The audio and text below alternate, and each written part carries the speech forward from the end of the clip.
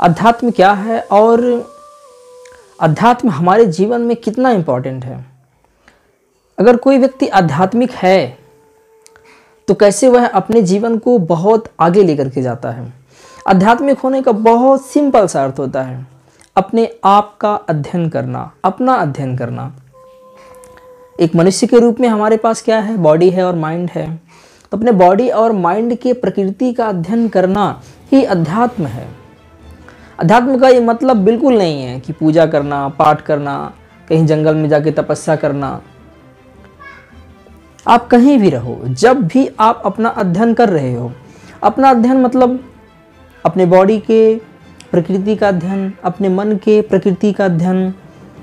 ये शरीर क्या है, ये मन क्या है, और शरीर और मन के रूप में जो जीवन है वो जीवन क्या है, जीवन की सच्चाइयाँ क्या है, इस प्रकृति की सच्चाइयाँ क्या है। तो अपने शरीर और मन का अध्ययन करना ही अध्यात्म है। अध्यात्म, अपना अध्ययन करना। किस प्रकार अध्यात्म एक मनुष्य के जीवन में बहुत बड़े बदलाव ला करके और बहुत बड़ी सफलता दे सकता है। जब एक व्यक्ति अपना अध्ययन करता है एक साइंटिफिक रूप में कि वह क्या है, अपने आप को जब वह ऑब्जर्व करता है, अपने प्रकृति को समझने लगता है, तो वह देखता है कि जो उसका शरीर है, जो उसका मन है, इन दोनों का एक जो अंतिम स्वभाव है वो स्वभाव है कि शरीर और मन दोनों ही बदल रहे हैं। हर क्षण इनमें कुछ न कुछ बदलाव हो रहा है। जन्म से लेकर के मृत्यु तक हमारा जो फिजिकल अपीयरेंस है या छोटे आकार से लेकर धीरे धीरे बड़ा होता जाता है। हमारी जो एनर्जी है वो छोटी एनर्जी से धीरे धीरे बड़ी एनर्जी होती जाती है।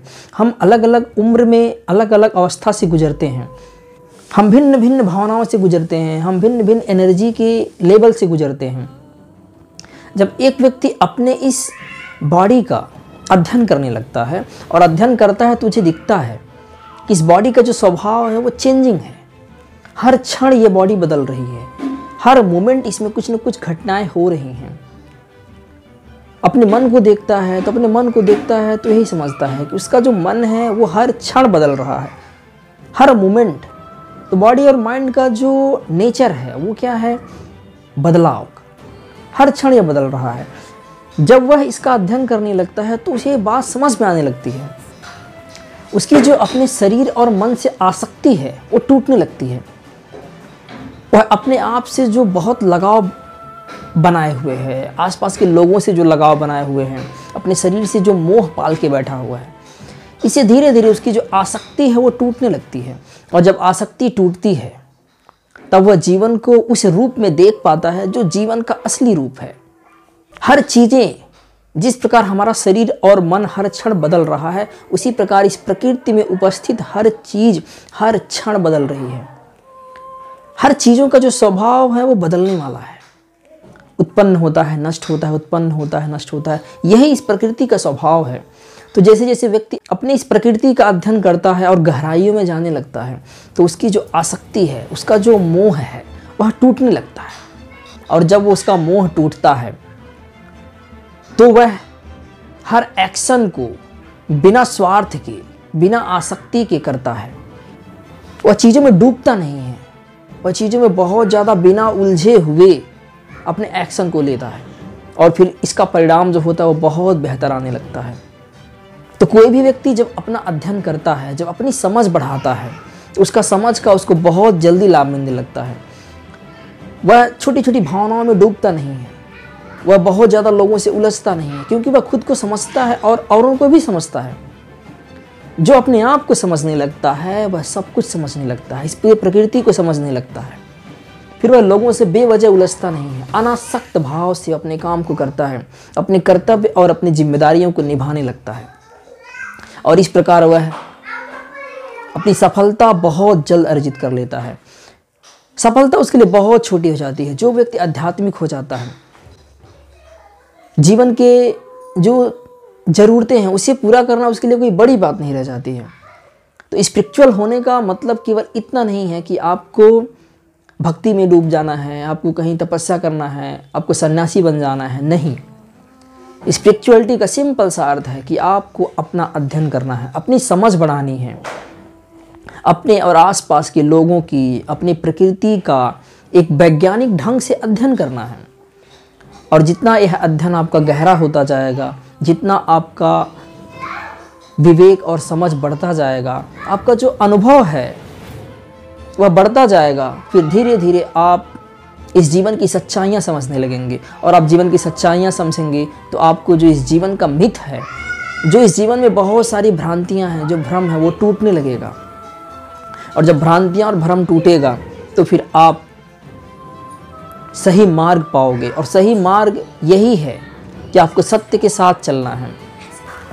तो आध्यात्मिक होने का ये अर्थ बिल्कुल नहीं है कि आपको साधु बन जाना है, संत बन जाना है, लोगों को छोड़ देना है, अपनी जिम्मेदारियां छोड़ देनी है, अपना कर्तव्य नहीं निभाना है। बिल्कुल नहीं है। आध्यात्मिक होने का सिंपल सा अर्थ है कि अपने आप को समझना है।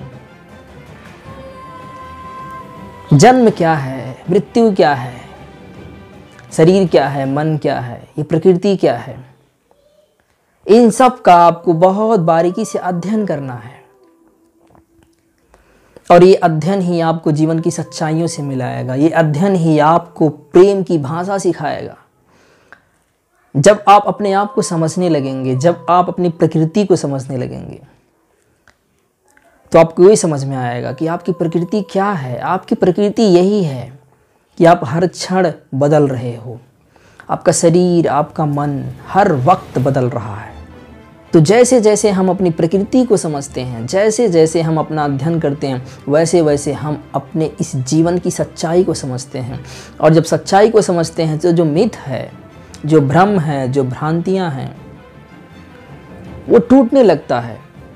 हमारे अंदर का जो ईगो है, हमारे अंदर का जो मोह है, जो क्रोध है, जो लोभ है, जो वासना है, जो घृणा है, वो धीरे धीरे अपने आप कम होने लगता है।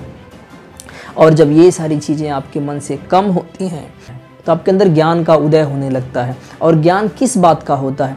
ज्ञान इसी बात का होता है कि ये शरीर, ये मन और ये पूरी की पूरी प्रकृति नश्वर है, क्षणभंगुर है, इसका कोई सार नहीं है, ये निसार है। जैसे जैसे ये बातें आपको समझ में आने लगती हैं, वैसे वैसे जो आपकी आसक्ति है अपने शरीर से, अपने मन से, आसपास के लोगों से, आसपास के चीज़ों से, वो टूटने लगती है। खुद का जो मोह है, खुद के विचारों के प्रति जो आसक्ति है, खुद के अंदर जो अहम भाव है, खुद के अंदर जो अहंकार है, वो टूटने लगता है। फिर आप जीवन के असली रूप को देखते हो, फिर आप जीवन के असली रूप को समझने लगते हो कि ये जीवन एक लीला है। और जीवन एक लीला है तो फिर जीवन में इतना उलझना क्यों है? क्यों उन बातों को इतना महत्व देना है जो आपके बहुत काम की नहीं है? क्यों अपने क्रोध को इतना महत्व देना है? क्यों अपने अहंकार को इतना महत्व देना है? क्यों दूसरे के क्रोध को इतना महत्व देना है? फिर आपको समझ में आने लगता है कि जीवन की असली सच्चाई क्या है और आपको जीवन में करना क्या है। अध्यात्म आपको जीवन की सच्चाई के साथ जीवन जीने की प्रेरणा देता है। अध्यात्म आपको बताता है। जब आप अपना खुद का अनुभव करते हो, अपने खुद के अनुभव से सीखते हो, तब फिर आपको ये समझ में आता है। तो जैसे ही आप अध्यात्म को समझते हो, जैसे जैसे आप अपना अध्ययन करने लगते हो, तो आपके लिए इस दुनिया की बड़ी से बड़ी सफलता को पाना बहुत आसान हो जाता है। क्यों? क्योंकि आप आसक्ति नहीं है, क्योंकि आपके अंदर डर नहीं है, क्योंकि आपके अंदर क्रेविंग नहीं है, क्योंकि आपके अंदर तृष्णा नहीं है। ये सारी चीज़ें जैसे जैसे कम होती हैं, वैसे वैसे आप जीवन को समझ करके और अपनी जिम्मेदारियां और कर्तव्य को बहुत आसानी से पूरा करने लग जाते हो। आध्यात्मिक होने का मतलब बिल्कुल नहीं है कि आपको जीवन से दूर जाना है। आध्यात्मिक होने का मतलब यही है कि आपको जीवन के साथ होना है, आपको एक वास्तविक जीवन में होना है। जिस प्रकार हमारा मन भूत और भविष्य में भटक रहा है, जिस प्रकार हमारा मन दिन के बहुत सारे समय में पास्ट की चीज़ों में ही खोया रहता है, अपने विचारों में ही उलझा रहता है, भविष्य के सपने बुनता रहता है, भविष्य में खोया रहता है, वो मन जब इस शरीर और इस मन की और इस प्रकृति की सच्चाइयाँ अपने अनुभव से समझता है तो वह ठहरने लगता है। फिर यही मन पास्ट और फ्यूचर में भटकने की जगह वर्तमान में रहने लगता है और वर्तमान में रह करके इसे समता में रहना आता है, समभाव में रहना सीख लेता है। और फिर धीरे धीरे आपके जीवन में सुख और शांति आने लगती है। जैसे जैसे आपके अंदर शांति बढ़ती है वैसे वैसे आपके अंदर समता बढ़ती है। समता बढ़ती है तो जीवन की जो भी परिस्थितियाँ आपके साथ आती हैं उसे आप एक खेल के रूप में देखते हो कि जीवन एक लीला है और यह लीला जो है इसे बखूबी खेलना है। फिर आप एक कैरेक्टर बन जाते हो। आपको पता है ये पूरा का पूरा जो विश्व है, जो पूरा का पूरा संसार है, केवल यह एक रंगमंच है और इसके आप एक प्लेयर हो। और प्लेयर का काम क्या होता है? अपने जो रोल हैं उस रोल को बखूबी निभाना, एक्टिंग करना है। जीवन में केवल एक्टिंग करना है। किसी भी परिस्थिति में, किसी भी सिचुएशन में आपको डूबना नहीं है। ये पीड़ा भी आपकी नहीं है और ये खुशी भी आपकी नहीं है, ये गम भी आपका नहीं है, ये क्रोध भी आपका नहीं है, ये तृष्णा भी आपकी नहीं है।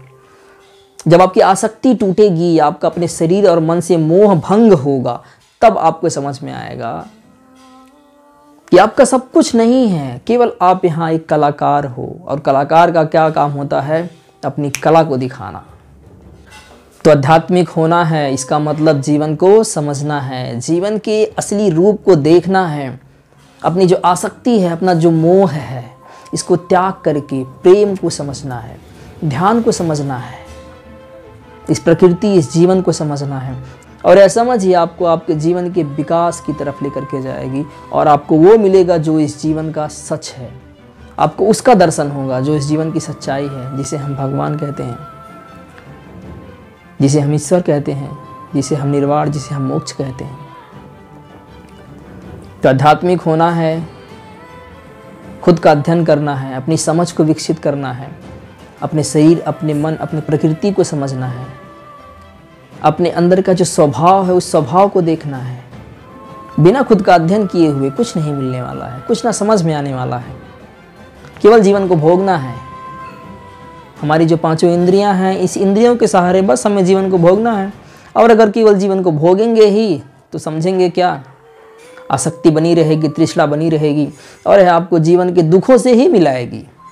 और जो सुख हमको दिखाई देते हैं, इस सुख के पीछे जो दुख है उस दुख को हम नहीं देख पाएंगे। सुख को भोगेंगे और दुख हमारे पीछे पीछे आता रहेगा, फिर क्या होगा?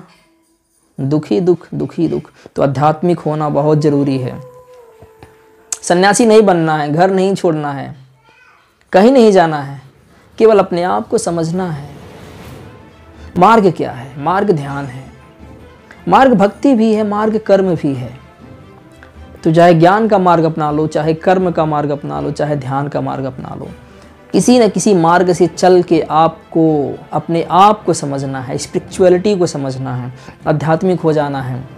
और यह आध्यात्मिक होना आपके जीवन में हर उस सफलता को दिलाएगा जो आपके जीवन में ज़रूरी है।